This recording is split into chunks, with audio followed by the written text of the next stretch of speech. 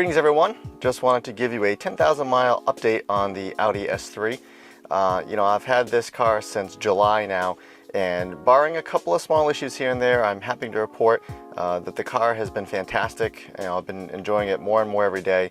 I've especially been noticing lately, I've had a lot going on in my life, been really busy, and just the convenience factors of the car, like the smart key, just how good the automatic transmission is. It really makes it easy just to kind of just do the crap in your life that you need to do without having to be burdened, with other things with the car. So I have had a few small issues with it, nothing major to report. I did bring it into Audi for a recall. I believe they said that was with the side markers in the car. So that was a recall on Audi's part. One thing I did have go wrong with the car was the downshift paddle stopped working on me intermittently, and that was kind of a weird issue. It seemed to only happen on really hot days above like 70 degrees, and I would go to downshift and it just wouldn't work. So thankfully they were able to diagnose that pretty easily. I was afraid they weren't going to be able to replicate the problem, and then I was going to be stuck with a downshift paddle that wouldn't downshift when I wanted it to. Thankfully they did figure that out. I guess they replaced the paddles as an entire set.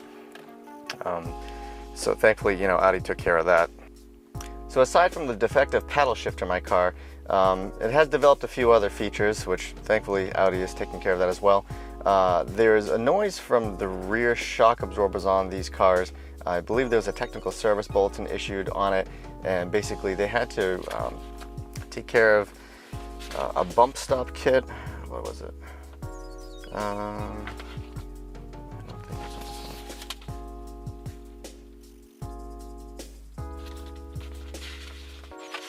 Yeah, so they replaced the bump stops on the shocks or something like that. And the last thing that I've noticed with this that they have not been able to find is another intermittent issue where when it's cold, one of the door lock actuators makes kind of a buzzing noise. Now, it's not really loud. I do notice it. Again, I may be more heightened to these things since I'm a tech, and I'm very, very aware of every little thing that goes on in a car. Thankfully now that it's, spring and almost summertime, it's warm enough that it hasn't been doing it lately.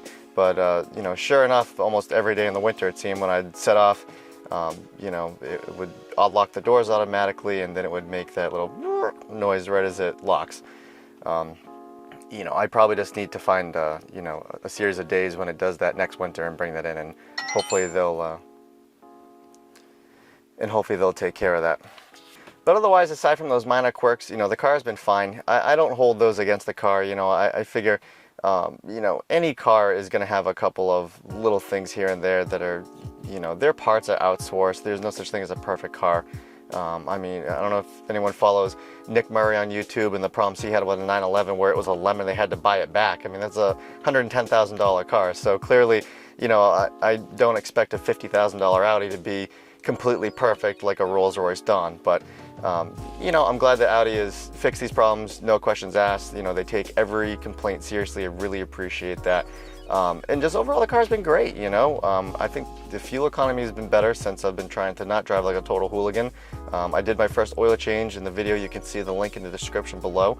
And otherwise, the thing has been awesome. So I really expect the rest of the length of my lease to be rewarding and not really have any major issues with the car. I think most of it's behind me now. And finally, one other thing I forgot is the wipers in this car, they just suck.